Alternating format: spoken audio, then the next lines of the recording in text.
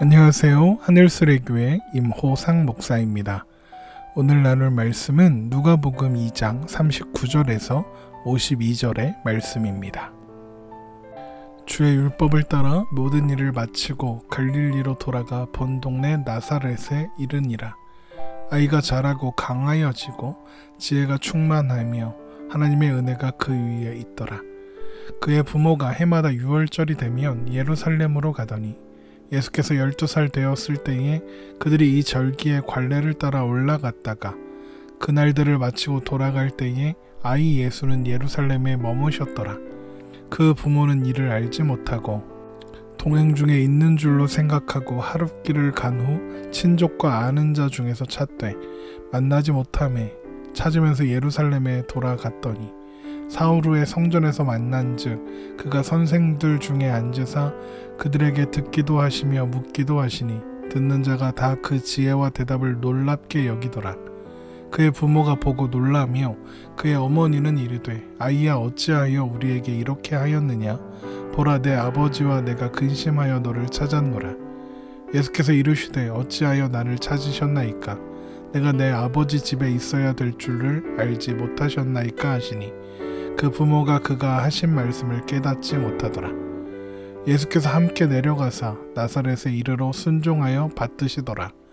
그 어머니는 이 모든 말을 마음에 두니라. 예수는 지혜와 키가 자라가며 하나님과 사람에게 더욱 사랑스러워 가시더라. 아멘.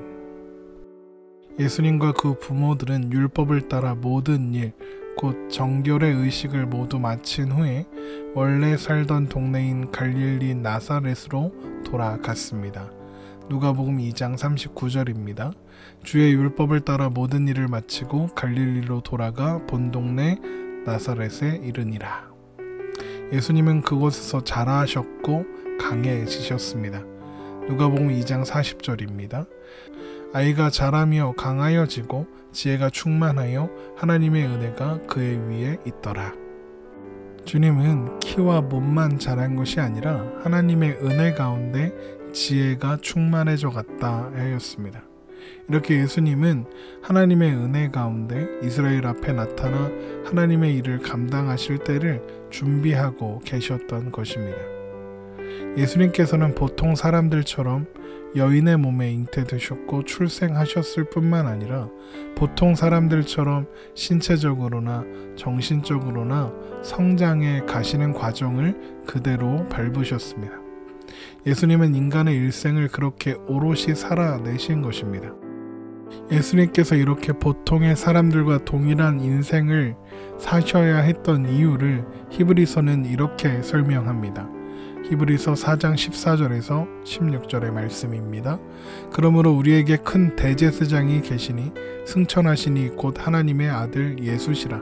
우리가 믿는 도리를 굳게 잡을지어다. 우리에게 있는 대제사장은 우리의 연약함을 동정하지 못하시리가 아니요 모든 일에 우리와 똑같이 시험을 받으신 이로되 죄는 없으시니라. 그러므로 우리는 긍휼하심을 받고 때를 따라 돕는 은혜를 얻기 위하여 은혜의 보좌 앞에 담대히 나아갈 것이니라.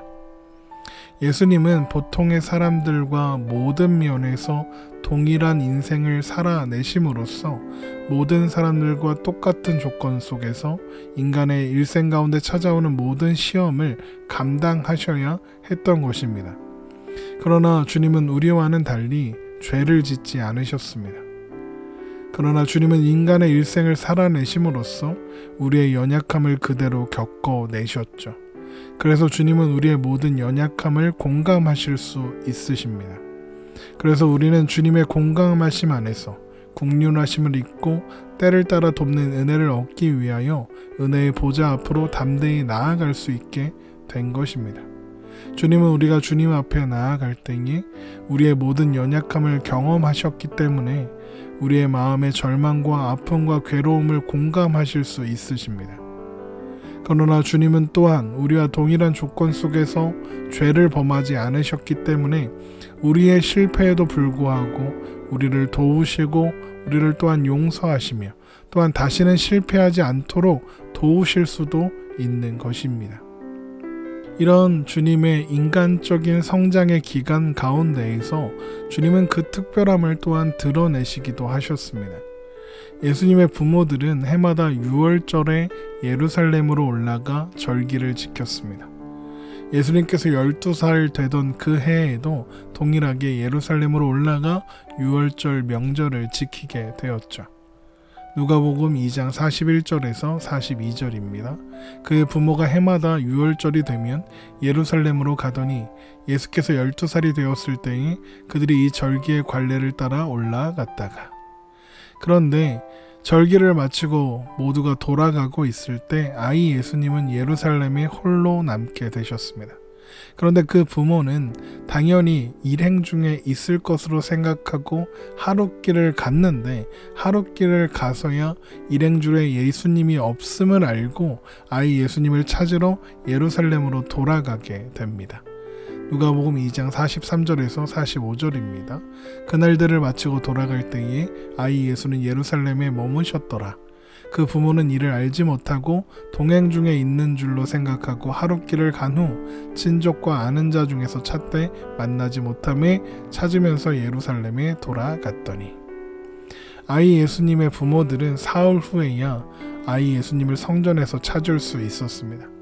하룻길을 간 후에 예루살렘으로 돌아왔다 라고 했었으니까, 그러면 이틀이나 예루살렘을 헤매며 아이를 찾았던 것입니다. 그런데 예수님은 성전에서 여러 선생들 중에 앉아 그들과 문답을 주고받고 계셨습니다. 누가복음 2장 46절이죠. 사흘 후에 성전에서 만난즉 그가 선생들 중에 앉으사 그들에게 듣기도 하시며 묻기도 하시니. 그런데 문답을 나누는 선생들이나 또 그 대화를 듣는 사람들이 이 12살짜리 어린아이의 지혜로 인하여 신비롭게 신기하게 생각했습니다. 누가복음 2장 47절입니다. 듣는 자가 다 그 지혜와 대답을 놀랍게 여기더라. 이렇게 아이 예수님은 특별한 모습을, 인간과 다른 무언가 특별한 모습을 드러내고 있었던 것입니다. 그때 아이 예수님을 발견한 부모들은 그 광경에 놀라워했지만 또한 며칠이나 사라졌던 아이를 찾은 부모의 마음으로 어디에 갔었느냐라고 하면서 책망을 하게 되죠. 누가복음 2장 48절입니다. 그의 부모가 보고 놀라며 그의 어머니는 이르되 아이야 어찌하여 우리에게 이렇게 하였느냐, 보라 내 아버지와 내가 근심하여 너를 찾았노라. 그러자 예수님께서는 부모들에게 이렇게 반문합니다. 누가복음 2장 49절입니다. 예수께서 이르시되 어찌하여 나를 찾으셨나이까, 내가 내 아버지 집에 있어야 될 줄을 알지 못하셨나이까 하시니. 예수님은 자신의 일행 중에 없는 것을 보았다면 당연히 아버지 집인 성전에 있을 거라고 생각하고 성전으로 오셔야 했다고 이야기하는 겁니다. 왜 사흘이나 예루살렘을 헤매고 있었느냐 라고 말씀하시는 것이죠. 예수님은 이렇게 말씀하심으로써 부모들에게 자신이 하나님의 아들이신 것을 드러내시고 알게 하셨던 것입니다. 그런데 예수님께서 하나님을 아버지라고 말씀하신다는 것은 더 특별한 의미가 있습니다. 바로 자신을 하나님과 동등한 존재로 여기신다는 것을 의미합니다. 요한복음 5장에는 예수님과 사람들이 안식일로 논쟁하는 장면이 나오고 있는데 주님은 그때 이렇게 대답하셨습니다. 요한복음 5장 17절입니다. 예수께서 그들에게 이르시되 내 아버지께서 이제까지 일하시니 나도 일한다 하시매. 예수님께서 이런 말씀을 하실 때에 유대인들은 예수님을 죽이려고 했습니다. 유대인들이 왜 예수님을 죽이려고 했는지 요한복음 5장 18절은 이렇게 기록합니다.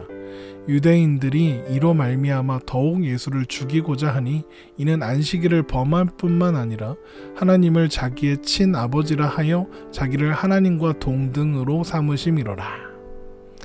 유대인들이 예수님을 죽이려고 했던 이유를 뭐라고 합니까? 안식일을 범할 뿐만 아니라 하나님을 자기의 친아버지라고 해서 자기를 하나님과 동등으로 삼으셨기 때문이라고 합니다. 주님은 하나님을 아버지라 하심으로써 자신을 하나님과 동등한 존재, 그러니까 예수님 또한 하나님이심을 드러내신다고 할 수 있는 것입니다. 아직 보이는 것은 12살짜리 어린아이의 모습으로 가진 예수님이셨지만 주님은 이미 자신이 성부 하나님의 아들이실 뿐만 아니라 성부 하나님과 동등하신 하나님이심을 의식하고 계셨던 것입니다. 주님은 이렇게 참 사람이신 동시에 참 하나님으로 그 일생을 살아가고 계셨던 것이죠. 물론 주의 부모들은 주님이 하신 말씀의 의미를 이해하지 못했습니다. 누가복음 2장 50절입니다. 그 부모가 그가 하신 말씀을 깨닫지 못하더라. 예수님께서 참 사람과 참 하나님이 되셨다는 것은 인간의 지혜로는 이해할 수 있는 것이 아닌 신비이기 때문에 부모들조차 이해할 수 없었던 것입니다. 주님은 이렇게 다 자라서 어느 날 성인이 된 후에야 하나님이시오 그리스도가 되신 것이 아닌 것입니다. 주님은 그 출생부터 주님이시고 하나님이시고 그리스도셨던 것입니다. 그러나 이후 주님은 부모들과 함께 나사렛으로 돌아가셨고 여느 아이들처럼 부모를 순종하여 받드셨다 성경은 기록합니다. 누가복음 2장 51절입니다. 예수께서 함께 내려가사 나사렛에 이르러 순종하여 받드시더라. 그 어머니는 이 모든 말을 마음에 두니라. 사실 주님은 부모들로부터도 경배와 섬김을 받으시기에 합당한 하나님이십니다. 그러나 주님은 참 사람으로서 사람의 태도로, 사람의 도리로 부모에게 순종하는 모습으로 살아가셨던 것입니다. 그러나 마리아는 이 모든 일들을 마음에 새겨 두었습니다. 마리아는 아이 예수님의 언행을 다 이해할 수는 없었지만 그 존재의 특별함을 알고 있었기 때문입니다. 하나님은 그녀에게 이 아이가 세상을 구원할 자라고 말씀하셨고 마리아는 그녀에게 하신 하나님의 말씀이 어떻게 이루어져 갈 것인가에 대하여 기대하며 또한 기다리며 있었던 것이죠. 이후로 주님은 참 사람의 자리에서 지혜와 키가 자라가셨으며 하나님과 사람에게 더욱 사랑스러워 가셨습니다. 누가복음 2장 52절입니다. 예수는 지혜와 키가 자라가며 하나님과 사람에게 더욱 사랑스러워 가시더라. 예수님은 이렇게 참 하나님이시지만 참 사람으로서의 일생을 감당하셨던 것입니다. 주님은 인간의 일생을 살아내심으로써 우리의 연약함을 그대로 겪어내셨고 그래서 우리의 연약함을 공감하십니다. 그러나 주님은 우리와 동일한 일생을 사셨음에도 불구하고 단 하나의 죄도 짓지 않으심으로써 우리의 연약함을 도우실 수 있게 되신 것입니다. 우리를 위하여 참 하나님이신 주님이 참 사람의 일생을 감당하셨던 것입니다. 그리고 그 모든 일은 하나님의 은혜 안에서 계획되어지고 일어나는 일들인 것이죠. 우리는 그런 놀랍고 신비로운 은혜 가운데 서 있는 존재들입니다. 우리로 하여금 참 사람, 참 하나님이 되신 예수 그리스도를 의지하여 때를 따라 돕는 은혜를 얻기 위하여 은혜의 보좌 앞에 담대히 나아가 설 수 있게 하신 그 은혜가 우리에게 있는 것이죠. 우리는 그 은혜를 기억하고 또한 감사하며 또한 찬양하며 오늘을 살아가야 하는 것입니다. 주님의 그 놀라운 은혜를 기억하며 오늘을 사시는 여러분 되시기를 주님의 이름으로 축원합니다.